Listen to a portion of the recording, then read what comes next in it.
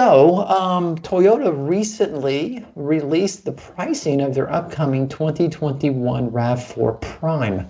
It had been a mystery for the longest time. They finally came out with their pricing. Now, what they did was there's going to be two different models for the RAV4 Prime. There's going to be the SE and the XSE. Now, the difference between the SE and the XSE is that the XSE has an X in front of it. Okay, wait, before you get into this, so I've heard of a Prius Prime. What's a RAV4 Prime, Tony? Oh, that is a very good question. Thank you, Pat. For our new listeners who would like a little primer. So Toyota has taken this thing in that the Prius, as we know, was Toyota's first hybrid vehicle. And they came out in, what was it, 2012, 2014 with the plug-in Prius, or the Prius plug-in, or whatever they were calling it. PIP, yep. Yeah, the PIP, plug-in Prius. Well, in 2017, they came out with a dedicated plug-in model on their new TNGA platform, and they decided to differentiate it by adding the Prime.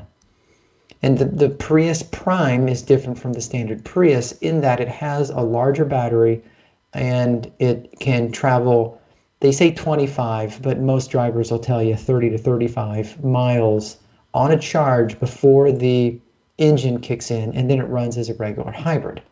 So speculation is, as Toyota adds plug-in capabilities to their different models, they'll give it the Prime nomenclature to differentiate the plug-in version from the hybrid version. Kind of like Russell got his lunch meat.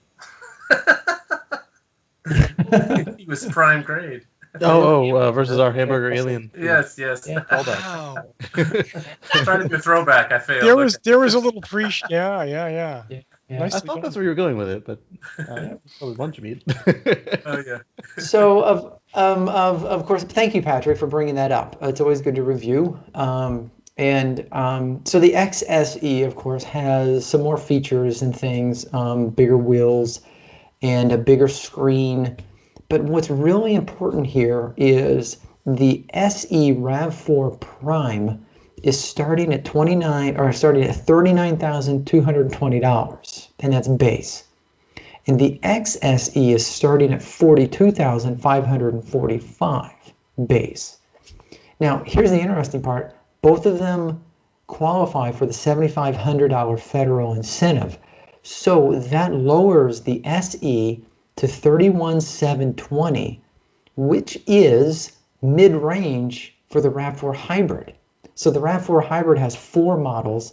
So 2 models are less than $31,000 and 2 models are more. So you could get a RAV4 plug-in with 35 to 40 miles of range on EV for less than the top 2 models of the RAV4 Hybrid.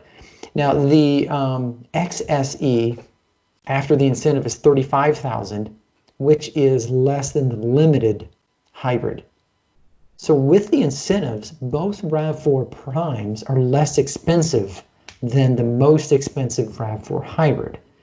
Now, of course, if you get the weather and audio package, which is the most expensive package you can add on to the Prime, that bumps the price up to $40,000. So it adds $5,000, or actually like $5,400, $5,800. But still, this is an example of Toyota releasing a version of one of their existing cars that very well might cannibalize their existing lineup. And they kind of did the same thing with the Prius. After incentives and everything, the Prius Prime was less expensive than some of the higher level Prius hybrids. So this is just new news and kind of exciting. It's exciting for me because my wife really wants a RAV4 Prime. And so now that we have the numbers, I know exactly, what to aim for, what to save for, and, talk about putting down and whatever. But and now that the Volt is canceled, I mean, you have a part-time electric car, and for all of your commuting, you might not ever use any gasoline. And then when you do need to take a long trip, say this is your only car, or say both cars do need to go on long trips because you don't fly, you've got it. Yeah, Right. exactly. And before you poo-poo the 42-mile EV range in the RAV4 Prime, Mark, how much range does your Volt have? It gets 53 miles. And how much gas did you put in that for 12,000 kilometers? basically a quarter tank, or maybe 8 liters.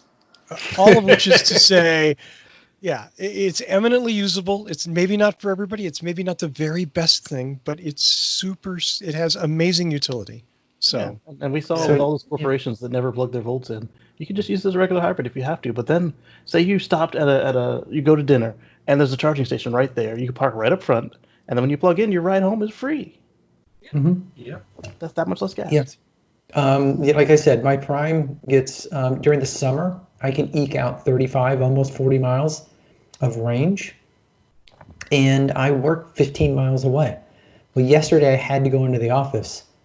And I drove 15 miles into the office and still had enough range to drive back.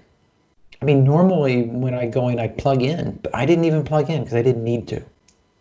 And my wife works even closer than I do. So the RAV4 Prime is going to be perfect. We'll have 2 plug-in vehicles, and a tank of gas is going to last us a very long time. I'm still burning that tank of gas that I put in my car after Thanksgiving last year. My first tank of gas in my first Volt lasted until I bought the second Volt. Wow.